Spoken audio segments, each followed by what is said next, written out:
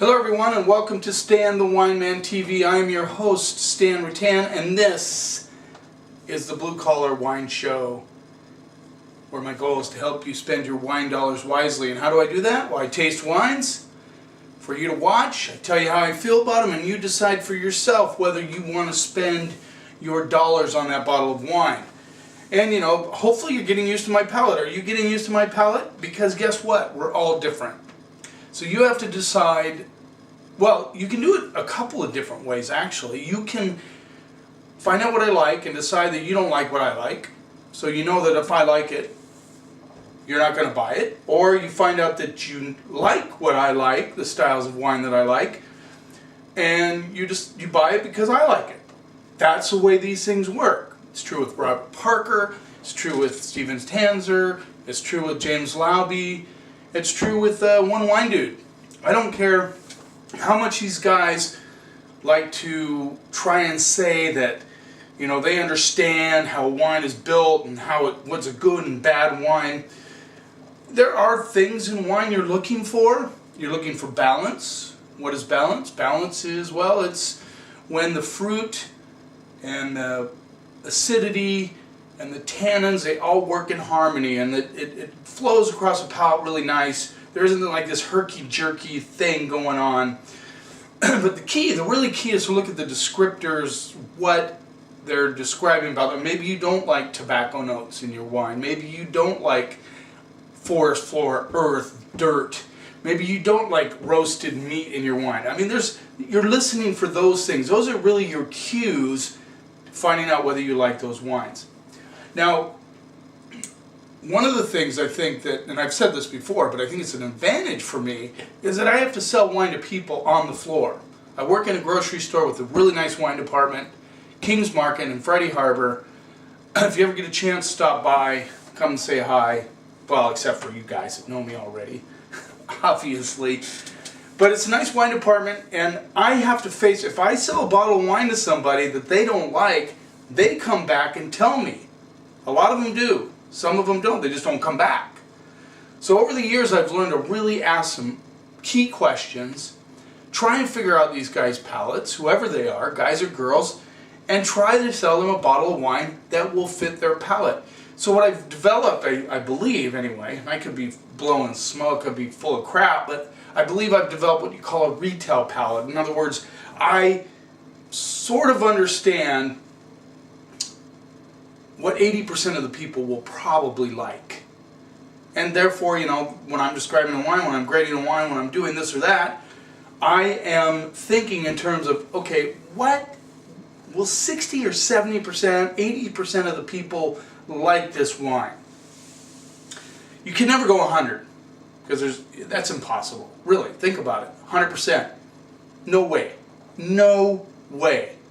You got guys that do not like fruit-forward wines, that look at alcohol. You have people that refuse to drink anything old world because they don't like the rusticity. So there's no such thing as 100% wine, really. I mean, I believe there is no such thing. But there is a lot of 80% wines out there. And, you know, I'm always looking for those. And this month, at my pick of the month at the store, I took a chance. This is my birth month. My birthday is next month. So I picked a wine that leaned a little left of center towards my palate. Yeah, I thought I'd give it a try, see what happens. It's a good wine. It just, you know, it's a little more acidity than I think a lot of people will like. I like good acidity in my wine because I drink wine with food. I mean, I always have a glass of wine with a meal, whether it's hamburgers, pizza. I bust out the wine. Chili, you know, I just do. Well, we're going back to Argentina today. Sorry about the little tangent I went on. We're going back to Argentina. We did an Argentina episode in the last episode. We're going to go back there again. And the reason I'm doing that is because now I'm in a different area of Argentina. I went to Salta, which is up in the northern part of Argentina. Now I'm going to central Argentina, the place where everybody looks for, well, I didn't mean everybody. The place where most of the Malbec come from, Mendoza. In fact, if you look at the labels, you will see most Malbecs come from Mendoza. The one we had in the last episode, a little funky, a little different, but it had a lot of good qualities. In fact, later that day, I had more of it, and as it aired out, as it decanted, I'm looking at this right there. I'm going to try it again today, just to see how it's doing. But as it decanted and aired out, the fruit started taking over. So I know more people are going to like it based on that. I gave it a B+. I still think it's a B+ wine. So what we're going to today is part of Paul Hobbs' project down in Argentina. And for those of you who are not familiar with Paul Hobbs, he's an icon in Napa Valley. He does some killer wines from Napa Valley. A little on the expensive side, but that's the way he rolls. This is imported by Paul Hobbs, and I'm pretty sure, based on what I heard from the sales rep from that winery, he's also a consultant with this winery. Polenta Estate, 2012 Sauvignon Blanc, and it has a 6 Roman numeral on it. And this is Mendoza, Argentina, and it's from from the province or the sub-region of Lejeune de Cuyo in the larger appellation of Mendoza, and Lejeune de Cuyo is up in the northern part of that appellation. That appellation is fairly big, Mendoza. This rolls in at $15. Sauvignon Blanc. Yesterday we tasted a Trantes, which a lot of you probably are not familiar with, and I hope a lot of you are. But Sauvignon Blanc is also taking hold in Argentina, and I've tasted some fantastic Sauvignon Blancs from that region. $15, we're not talking small change, chump change there, but not terrible as far as money goes. $15. By the way, next week I'm having a little, I call it my second annual birthday wine gig. I have some friends over, and we taste some of the wines that I've had in my cellar for a while. It's kind of fun. We did it last year. We had a blast. We're going to do it again this year. Let's see what we get on the nose. A little grassy. A little bit of like a coconut element coming through. We're really curious about a little lemon, not a lot, a little bit. Having trouble putting my finger on that aroma. It's a really interesting, almost like popcorn and coconut. Yeah, there's a little popcorn, how the kernels smell when they pop, not quite popped, almost popped.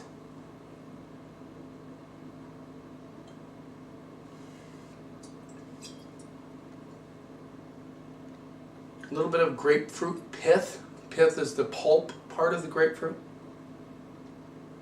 Almost a bubblegum sort of thing going on. Not like almost like a bazooka bubblegum, but very muted. Curious. Let's see what we get on the palate.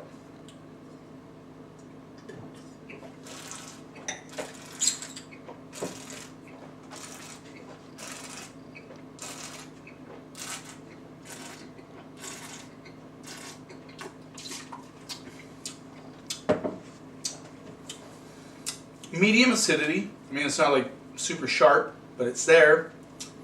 A little honeydew. I get that like popcorn kernel thing coming through on the palate. Definitely the grapefruit pith is coming through. Cut grass for sure.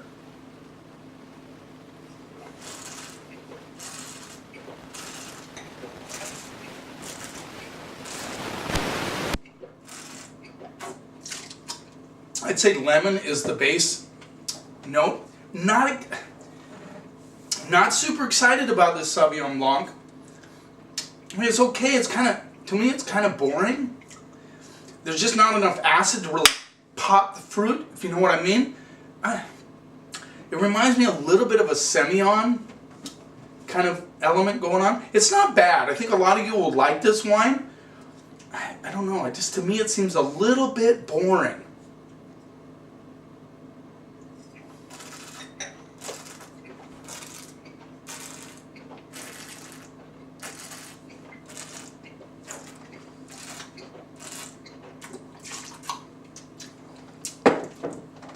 cut grass comes through on the backside. It's $15.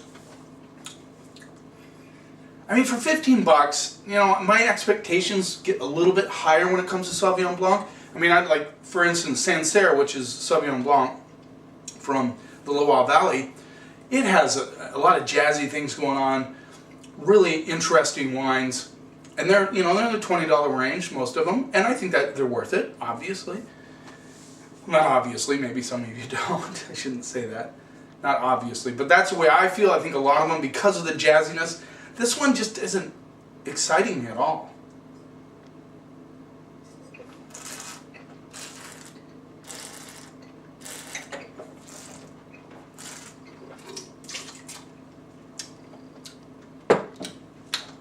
I'm going to go C on this one. I think it's average. I don't think there's anything special about it. I think it's okay. It's certainly not, you know, $15 might be a little bit too much for what you're getting here. A little bit boring for me. I'm not going to go less than C, though. I think, you know, it's average. It's better than some of those Napa Valley Sauvignon Blancs out there that are for a lot more money. Not nearly as good as a lot of New Zealand Sauv Blancs are. And I've tasted some really fantastic $11 to $14 Sauvignon Blanc from Washington State that would kick this one's butt. I'm going to go C.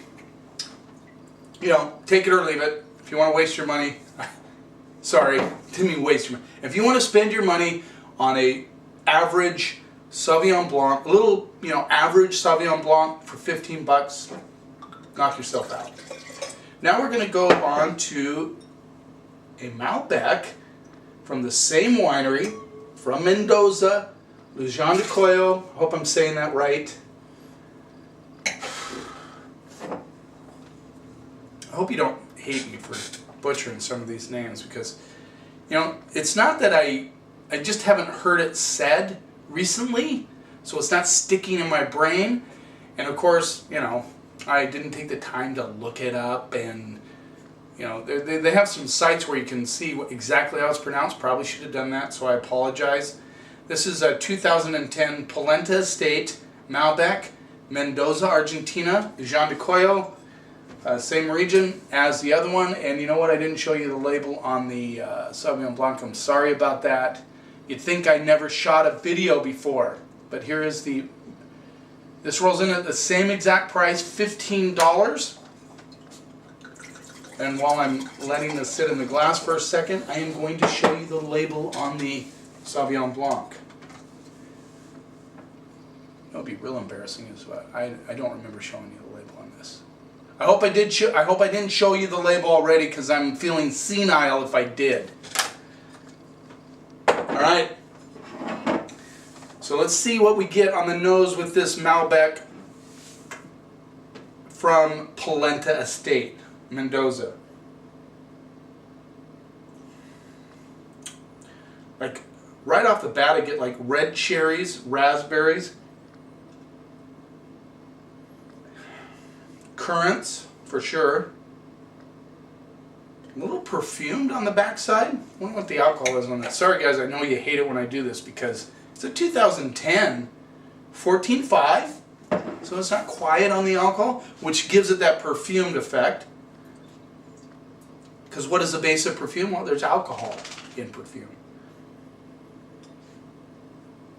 A little bit of bark coming through, a little bit of vanilla, mocha. A little bit, I get like some rose petal, like crushed rose petal.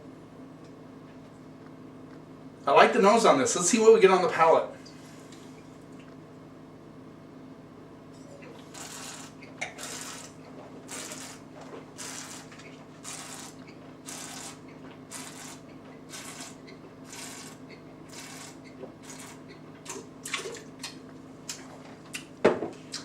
Good structure, very smooth on the palate. Nice balance, as we talked about before. Flows across the palate really nicely. Has the bark element comes through mid-palate finish. I get the crushed rose petal. Definitely currants, definitely cherries. I get a little bit of a, and the mocha comes through on the back end.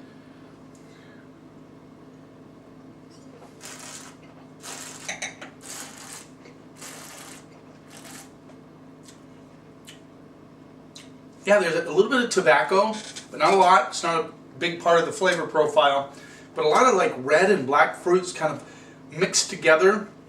Good, like I said, good balance. Pretty good structure. The finish is just a hair thin.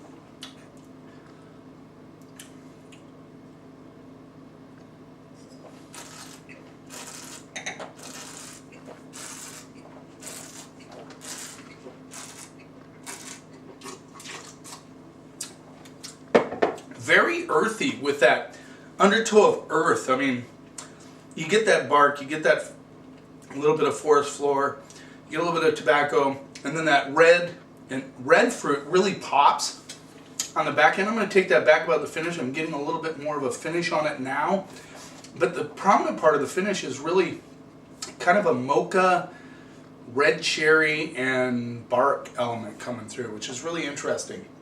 Like this better than the Sauvignon Blanc. It's $15, not a bad price for a Malbec. I'm going to go B- on this wine. I'm not super excited about it, but it definitely has a lot of characteristics that are very intriguing. And again, the finish isn't super exciting, but a little bit longer than I thought at first. So there you go. I better put some wine in my glass.